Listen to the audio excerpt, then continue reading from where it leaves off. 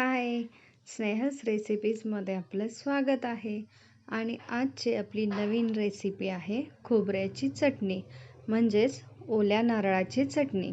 आणि ही चटणी तर आपण अप्पे, इडली, डोसा, आंबोळी, उत्ताप्पा सगळ्याबरोबर वापरू शकतो. अशी मस्त आणि चविष्ट आणि खमंग अशी ही ओल्या नारळाची चटणी आज आपण बघणार आहोत. चला तर आपण रेसिपी बघूयात.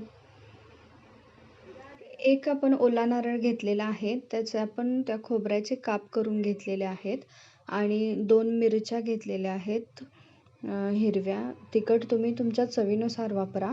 आणि ही आपण डाळ घेतलेलं आहे, तेही थोडंसं गरम करून.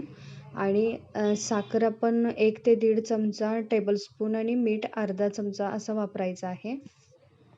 आणखी एक छोटी लिंबूची फोड असं आपण हे सगळं साहित्य घेणार आहोत. आणि आता आपण हे सगळं बारीक करून घेऊयात. खोबरं, नंतर हिरवी मिरची घालूयात, नंतर आपण डाळ घालणार आहोत.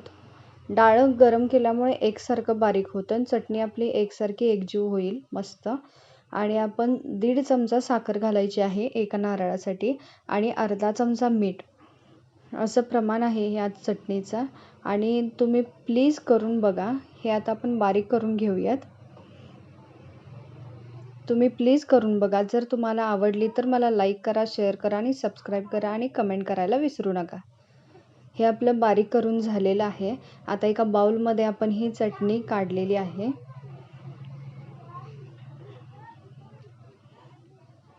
आता आपण याला फोडणी बनवायची आहे. फोडणीसाठी आपण एक छोटंसं पातेल, ह्याचं थिकनेस बघा, ह्याच्यापेक्षा जास्त पातळही नाही करायची आणि घट्ट सुद्धा नाही. 1 ते 1.5 चमचा आपण तेल घातलेलं आहे आणि पाव चमचा आपण मोहरी घेतलेली आहे आणि 10 ते 12 कढीपत्त्याची पानं घालून आपण ही फोडणी देतोय. आता फोडणी अशी तडतडली पाहिजे, तेव्हाच असे टेस्ट आणि चव उतरते. आणि अशी आपली खोबऱ्याची चटणी तयार झालेली आहे. आणि तुम्ही प्लीज करून बघा. जर तुम्हाला आवडली तर मला लाईक करा, शेअर करा, सबस्क्राईब करा. थँक्यू.